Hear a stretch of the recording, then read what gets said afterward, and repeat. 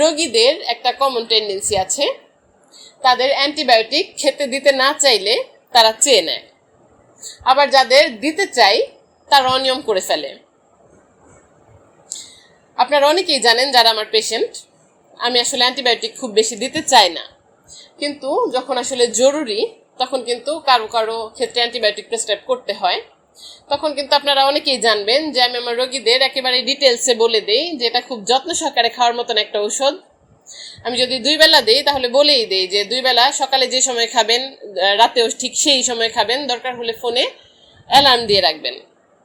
তো খুব যত্ন করে খেতে হবে যখন বলে দেই, তখন রোগীরা পরবর্তীতে এসে অনেকে আমাকে বলেছেন যে ম্যাম আপনি তো বলেছিলেন অ্যালার্ম দিয়ে খেতে, তো কোনো কাজ করছিলাম বা কোনো কারণবশত হয়তো কোনো এক বেলার অ্যালার্ম তারা মিস করে ফেলে, তখন যেহেতু মিস হয়ে গেছে সময় তাই ওই বেলার ওষুধ তারা আর খাননি, এমন একটা কথাবার্তা আসে।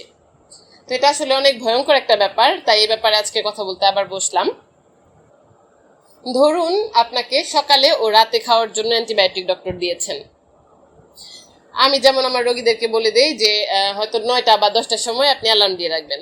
কাজেই আপনি যদি 9টার সময় ওষুধ খেয়ে থাকেন, প্রত্যেক দিন ঠিক 9টা বাজে সকালে এবং 9টা বাজে রাতে ওষুধ খাওয়ার সময় আপনার, কিন্তু কোনো কারণবশত ধরুন আপনি কোনো একদিন ভুলে গিয়েছেন ওষুধ খাওয়ার কথা, আপনার মনে পড়লো গিয়ে বেলা 11টার সময়, তখন আপনার করণীয় হচ্ছে সঙ্গে সঙ্গে আপনাকে সেই মিসিং অ্যান্টিবায়োটিকটি খেয়ে ফেলতে হবে এবং যথারীতি পরের ওষুধগুলো আগের নিয়মে আপনি কন্টিনিউ করবেন।